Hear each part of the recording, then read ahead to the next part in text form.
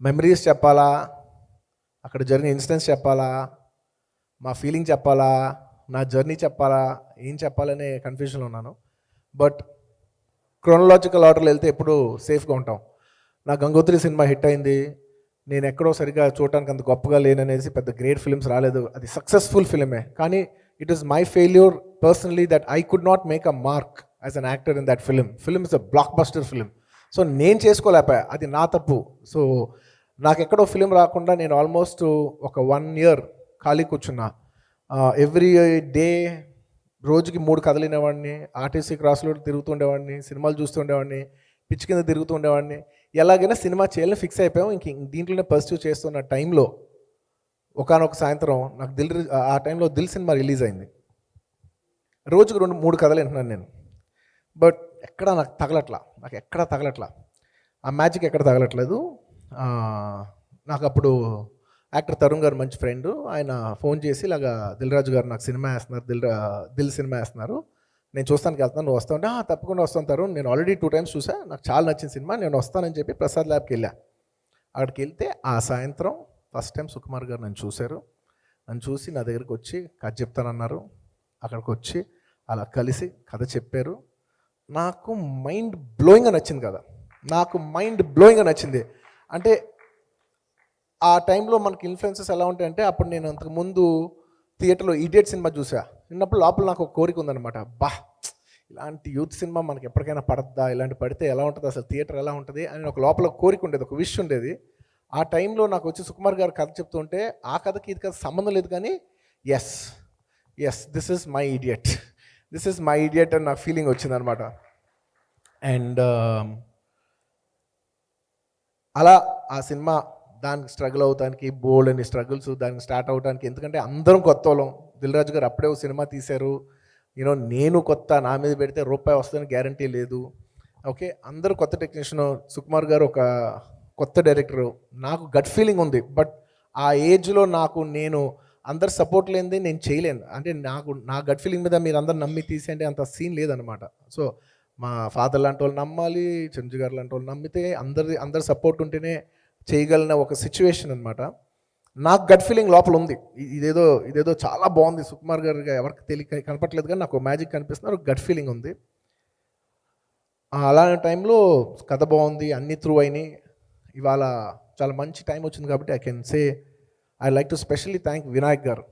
ఎందుకంటే ఆయన ఒకటే మాట అన్నారు, అందరూ సుకుమార్ కథ బాగా చెప్పారు, అన్నీ బాగున్నాయి, దిల్ రాజు చాలా మంచి ప్రొడ్యూసర్ అని చెప్పి అప్పుడు సత్యరంగ గారు ఫైనాన్సర్ చెప్పారు, all was nice. But Sukumar గారు డెలివర్ చేయగలరా చేయలేరా అనేది ఒక $1 million క్వశ్చన్ మాట. ఆయన ఎక్కడ సరిగ్గా చేయలేదని అంటే అప్పుడు వివి నాయక్ గారు ఒక మాట అన్నారు, వచ్చి మా డాడీని నన్ను ఇంటిలో కలిసి మీరు తీయండి, మీరు నమ్మండి, ఆ కుర్రోడు తీయగలడు, నేను డైరెక్టర్గా చెప్తున్నాను, మీరు నన్ను నమ్మి తీయండి అని ఆయన ఒక్కరోజు అన్న మాట మా అందరికీ ఏనుగంత బలం ఇచ్చింది.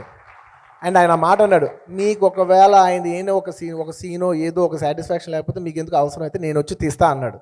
అంటే ఆ రోజు వినాయక్ గారు ఆ మాట అంటాం అనేది వెరీ వెరీ వెరీ బిగ్. అంటే it's very nice of him that he said that.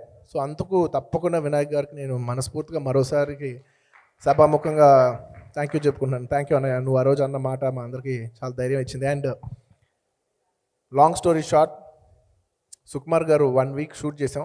ఎలా చేస్తారనేది 1 week షూట్ చేసేసి ఫస్ట్ 1 week ట్రయల్ షూట్ లాగా అనమాట. బాగుంటే సినిమా ముందుకు వెళ్తుంది, లేదంటే ఇక్కడతో మనం డిసిషన్ తీసేసుకోవచ్చు, ఇంతతో పోయింది అనుకోవచ్చు అనే ఒక మైండ్ సెట్లో షూట్ చేస్తే ఆయన ఫెనామినల్గా తీశారు. ఆయన ఫెనామినల్గా తీసి ఆయన మెచ్చుకునే మా తనకి వెంకటేష్ గారు ఎడిటర్ మెచ్చుకునే విధానం, మా ఫాదర్ మెచ్చుకునే విధానం, అందరికీ we had a gut feeling that he's going to be some great sensation. ఇంకా అక్కడి నుంచి ఇంకా నేను చెప్పక్కర్లేదు. ఇంకా దేవితో అసోసియేషను, దేవి పాటలు, ఫీల్ మై లవ్ సాంగ్ విన్న వెంటనే మెంటల్ ఎక్కిపోయింది. ఇంకా నాకేంటంటే నేను డ్యాన్స్ బాగా చేస్తా, నాకు ఒక ఆపర్చునిటీ కావాలి. నాకు ఇప్పుడు వచ్చింది ఒక కేక్, ఒక సినిమా మొత్తం దొరికిందల్లా తెలిసిందల్లా పెట్టేయాలి, ఈ సినిమాలకు పెట్టేసి నేను ఏంటో అట్లీస్ట్ ఒక మార్క్ అయినా వేసుకోవాలి అని ఒక వెయిటింగ్. తక్కదిమ్మితో ఒక సాంగ్ వచ్చింది. ఇంకా ఇంకా నాకు బాగా గుర్తుంది, దిల్ రాజు గారు నాకు బేసికలీ న్యూ ఇయర్ అంటే చాలా ఇష్టం. నైట్ అంతా పార్టీ చేశాను నేను, 31st night. Next day morning గుండెలో రాశారు షూటింగ్ ఉందని. ఐ సెడ్ వాట్, షూటింగా? తక్కదిమితో ఎక్కడో ఒక లొకేషన్, స్పెషల్ లొకేషన్ పర్మిషన్ వచ్చింది, వెళ్ళి షూటింగ్ చేయాలంటే నేను ఎస్ గంగవరం, కరెక్ట్గా చెప్పారు. గంగవరంలో అసలు ఎండ, అసలు షూట్ చేస్తున్నాం. నేను అనుకున్నా లైఫ్లో మళ్ళా నెక్స్ట్ డే షూటింగ్ ఉందంటే ఆ రోజే తెలుసుకున్నా. అప్పటి నుంచి ఇప్పటి వరకు నా లైఫ్లో మ్యాక్సిమం వన్స్ ఆర్ ట్వైస్ ఇప్పటి వరకు నెక్స్ట్ డే షూటింగ్ ఉందంటే నేను మ్యాక్సిమం 9:30 10 మ్యాక్సిమం పడిపోతా. 8 hours పడుకుంది నేను షూటింగ్కి వెళ్ళలేను. సో నేను నేర్చుకున్న గ్రేటెస్ట్ లెసన్స్ అదే నన్ను చాలా కాపాడింది. ఆ డిసిప్లిన్ నన్ను చాలా కాపాడింది. ఇలా ఎన్నో ఎన్నో ఎన్నో జర్నీస్ చేసి ఇంకా నేను ఆ సినిమా ఏంటి అనేది నేను మాటల్లో చెప్పలేను. ఎందుకంటే